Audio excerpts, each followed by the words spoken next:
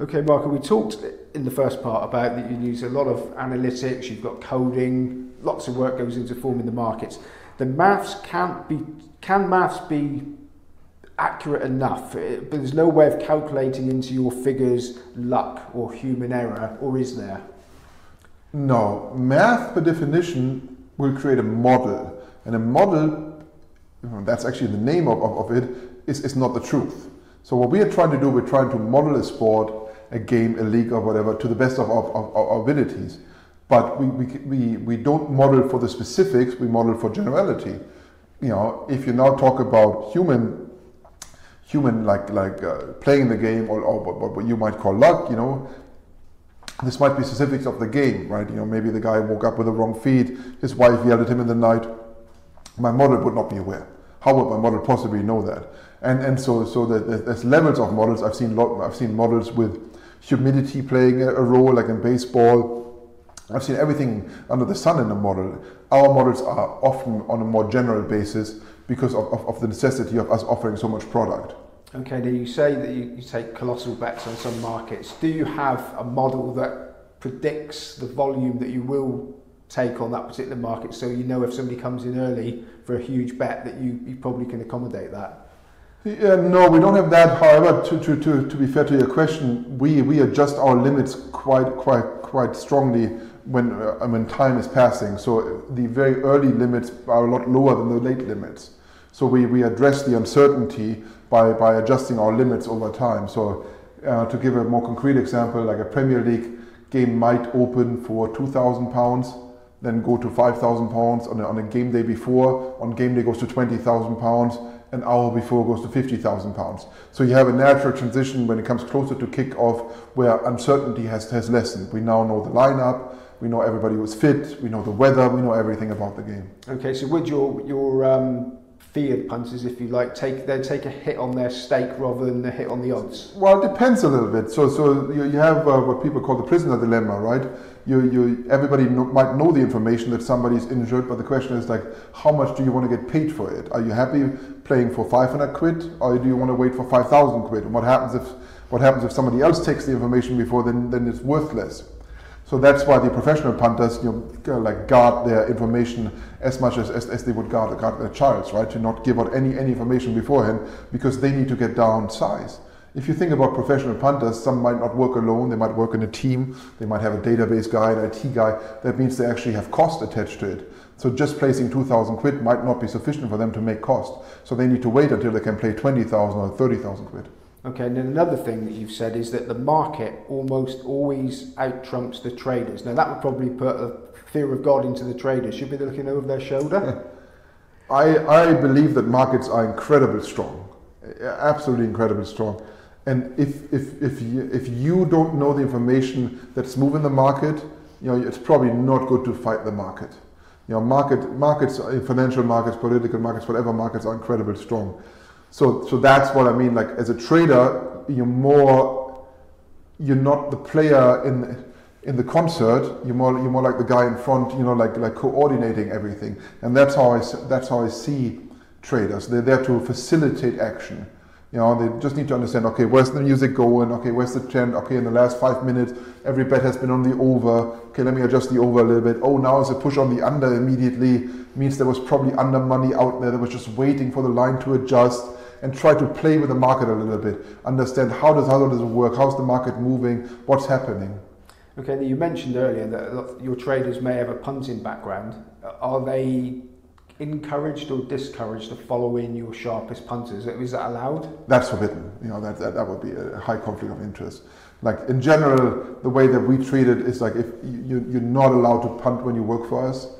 There might be a few exceptions on big events that might not be your sport. Like if you're a tennis trader, you want to punt on the World Cup, so be it, right? But in general, it's highly discouraged.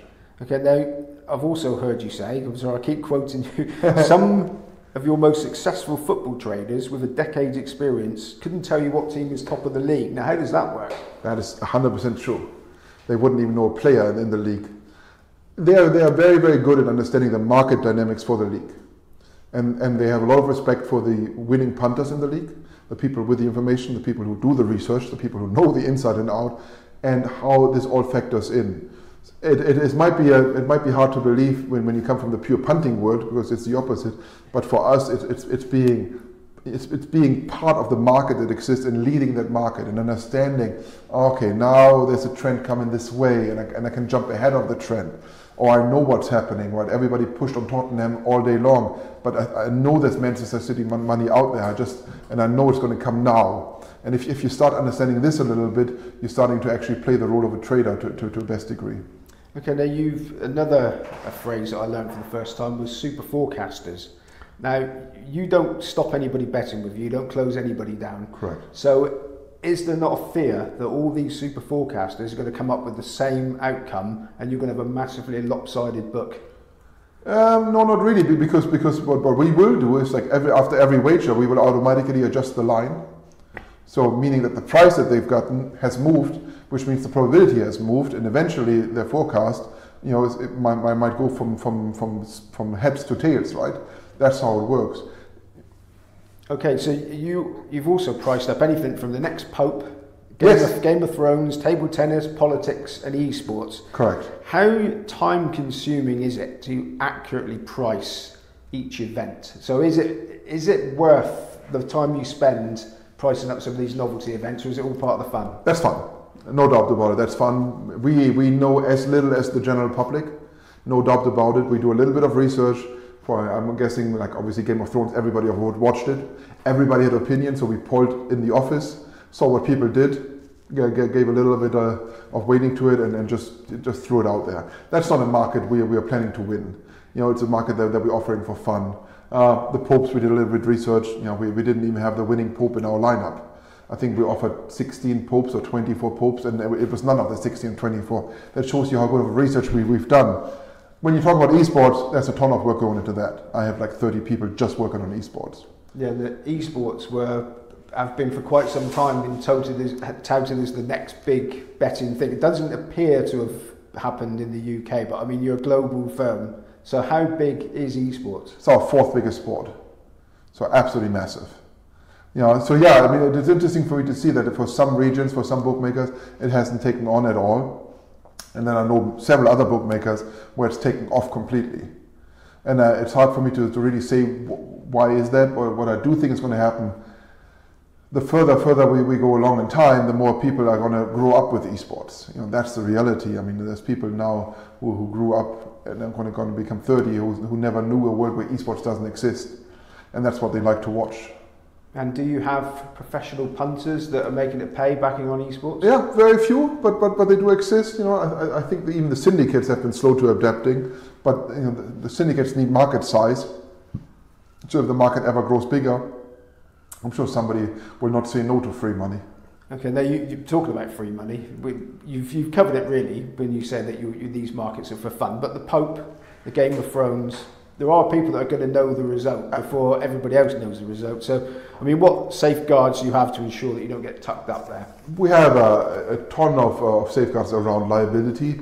So if we would accrue too much liability on a certain outcome, the betting would be taken offline, and a trader would have to review it. Basically, yeah, exactly what you say. Somebody would know the answer. I mean, in the Pope, it's a little bit different, but in Game of Thrones, 100%, and that's certainly what happened at the end. I mean, I used to offer a lot of Oscar betting, and I got very disenchanted with the Oscars because I knew every single outcome before. And not because I'm so smart, it's because somebody who knew the information betted into us. And do those people get a yellow card? They should, I don't give them a yellow card because to me it's fair game. I mean, they're not doing anything illegal, right? They're just betting information that I don't have into the market. Now, what is the hardest market or sport to beat the punters on?